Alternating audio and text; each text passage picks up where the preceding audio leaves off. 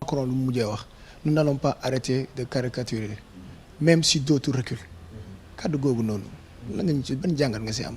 waaw Macron c'est un ambassadeur la bi nga xam ne dañ koo yebal. xam nga ambassadeur. moom Macron dafa am mbir yu bëri nekk ci ginnaawam Macron c'est un grand lobby sioniste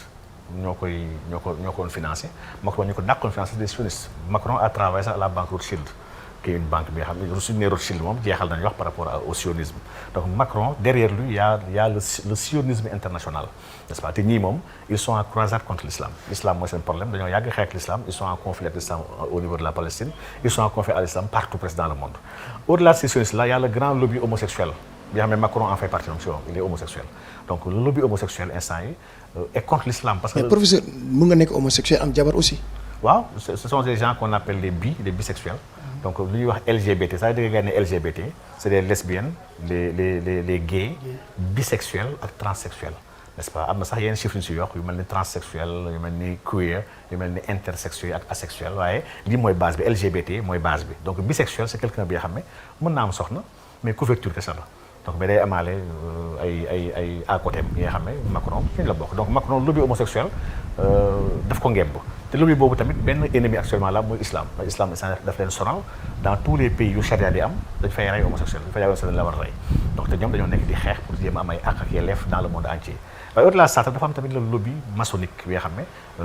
bu yàgg am mainmise ci Élysée bi depuis la révolution la parce que la révolution sax c'est des maçons ñoo ko defoon en France donc ñett yi yëpp tax na nag ñi ñu ngembee Macron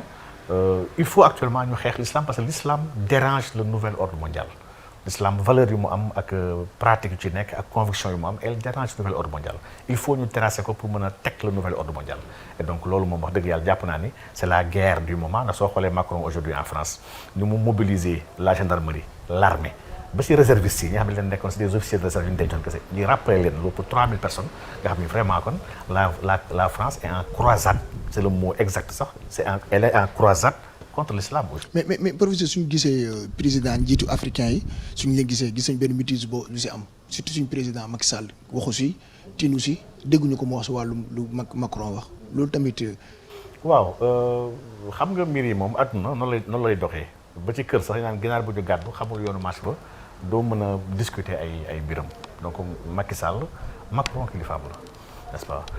le Sénégal est sous tutelle française sur beaucoup de plans. n'est-ce pas ba ci wàllu économie ba ci wàllu monnaie am suñu monnaie sax France moo ko garanti ñu ne franc CFA donc la France dëkku africain yi maanaam dëkk yu man ñu may woowee waaye daayira ñàkk jom mooy waa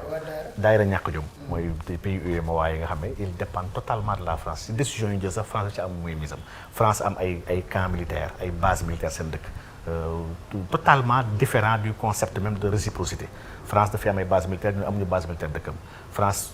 pour dem fa ñu am visa moom soxlul visa pour ñëw fi France daal dafa mel ni France suñu kilifa la dafa mel ni mooy suñu bàjjen dëkk yi ñoom ils sont très mal placés pour wax quoi que ce soit à la France au contraire sax mooy érigé wu en don de leçon la France saa chaque fois day fàttali suñu président ni yow war nga def nangam yow na nga bàyyi nangam yow defal nangam mais nos dirigeants wax dëgg yàlla ils sont pas affranchis de cette tutelle là tutelle psychologique bu ñu am mun laay wooye man la neurocolonisation dañoo coloniser seen ay neurones donc ñii moom vraiment man j'attends absolument rien de par rapport à la France. mais gis nañu tamit réaction Erdogan moom mën nañu boycott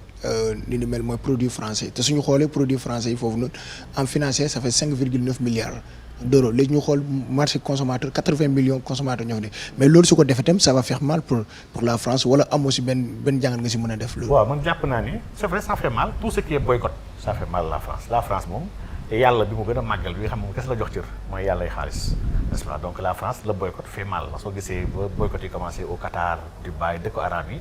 waaw France dafa diplomatie française dafa njëkk def benn note gaaw pour te gars yi noonu war leen boycotter mais Erdogan dafay utiliser rek aujourd'hui l'islam pour gën a mën a positionner wu man Erdogan jàpp man c'est un leader buy waxal l'islam escalade mook France yàgg na Erdogan ak France ils sont en conflit avant sax affaire islamophobie bi donc sur la question libyenne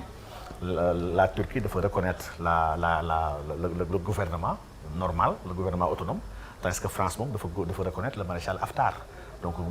Turquie di financer kële France di financer kële donc sur la question même Azerbaïdjan bii nga xam ne bu xew ak Arménie France ak Turquie ñoom ñaar bokkuñu fu sori la Turquie est un allié de l'Azerbaïdjan contre l'Arménie n'est-ce pas la France moom reconnaît sax le génocide arménien. kon lii da ciy profité rek sur la question de la Syrie la France dafa ànd ak les Kurdes yoo xam ne moom la allié pour xeex Daesh. Turquie moom dafay xeex le Kurdistan parce que Kurdistan dafa leen massacré parce que les Kurdes veulent benn indépendance ci yenn zone yu bëri yoo xam ne Turquie la bokk donc sur la question de la Méditerranée avec la Grèce la Turquie est en conflit avec la France te yëpp chaque fois Turquie dafay génn wax dal ci kaw France donc sur la question tamit de l'islamophobie Erdogan tam l'a utilisé parce que xam na ne y a une crise de leadership dans le monde islamique dans le monde actuellement mu jël ko revendiqué ko il a perdu les élections en Istanbul ci mairie bi ndax y a benn électorat bu bëri xam daf koo bàyyi il veut reconquérir tam son électorat bi nga xam ne qui est islamiste donc c'est très normal mu utiliser lii contre France parce que aujourd'hui la Turquie est un super grand allié de la Chine dans le cadre de des nouvelles routes de la soie pourtant les Ouïghours c'est plus de 2 millions de musulmans yoo xam ne yemul ci caricature mais fay leen di torturer leen dugal dans des centres leen tëj leen dóor leen torturer pourtant Erdogan daf ci xaw a wax ni rek mais waxu boycott waxu absolument rien et encore sax su ñëwaatee ci boycott bi sax même le boycott Sénégal même ñun fii sax le boycott na doxul noonu baax. est-ce que suñu boycotté est-ce que dinañu. ça veut absolument rien dire la France li muy gën a nekkal en commerce dans ses relations commerciales. Près de 60% de son commerce elle le réalise avec des pays de l'Union européenne ñi nga xam ne ñoom la bokkal monnaie maanaam waa UE donc 40% yi des lay def ak le reste du monde donc et sur cela la France fi mu gën a compétitif fii xam fu la gën a doxee c'est l'aéronautique c'est d'autres milieux yi nga xam ne ba produit ay lekk ak naan yi kese c'est vrai que ça fait mal mais mënul mettre à genoux l'économie française en réalité donc Erdogan c'est vrai que nag c'est bien parce que ñun on a un vétu bi nga xam ne wax dëgg yàlla suñu réew jullit yi dafa mel ni amuñu njiit Erdogan dafay fàttaliku le passé glorieux de l'empire ottoman bi nga xam ne xilaafa islamique sax fa la nekkoon moom lañu mujjee démantelé dans les années 1920 donc moom lay jéem a renouveler parce que Erdogan tamit pense à redorer la Turquie de sa dimension bu mu amoon d'antan donc jamono bi y a des rivalités de puissance yoo xam ne moo am ci àdduna bi Turquie di jéem a yeegaat puissance bu nekkoon nekk leader du monde musulman bi Chine bëgg avec les nouvelles routes de la foi dominer le monde Inde bëgg positionner en tant que puissance mondiale aujourd'hui il y a l'échiquier mondial dafa nekk dañ ko nekk di ko battre waat fii léegi 10-15 ans la cartographie des puissances ak des influences du monde vraiment va changer